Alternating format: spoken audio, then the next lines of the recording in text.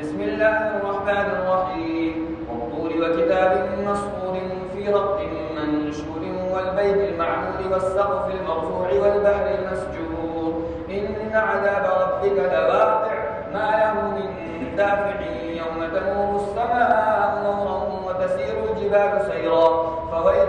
يومئذ للمكذبين الذين هم في خوض يلعبون يوم يدعون إلى نار جهنم دعا هذه النار التي كنتم بها تكذبون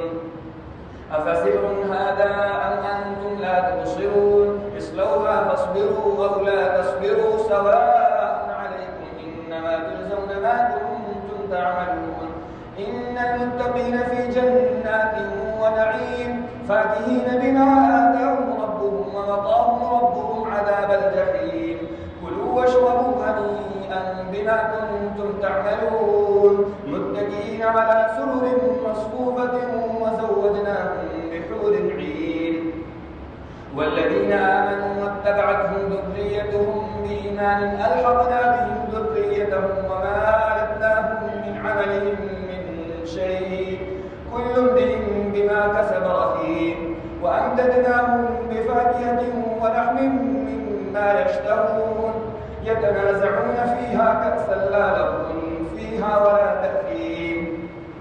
ويطوف عليهم غلمان لهم كأنهم لؤلؤ مكنون وأقبل بعضهم على بعض يتساءلون قالوا إنا كنا قبل في أهلنا مشفقين فمن الله علينا ووقانا عذاب السموم إنا كنا من قبل ندعوه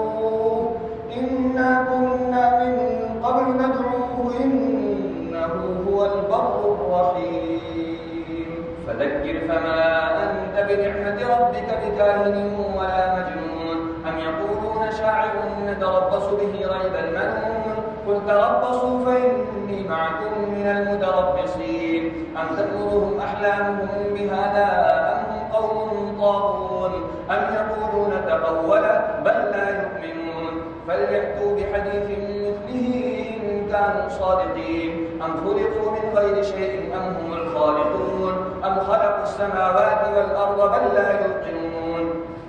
أم عندهم خزائن ربك أم هم المسيطرون أم لهم سلم يستمعون فيه فليأت مستمعهم بسلطان مبين أم له البنات ولكم البنون أم تسألهم أجرا فهم من مغرم مثقلون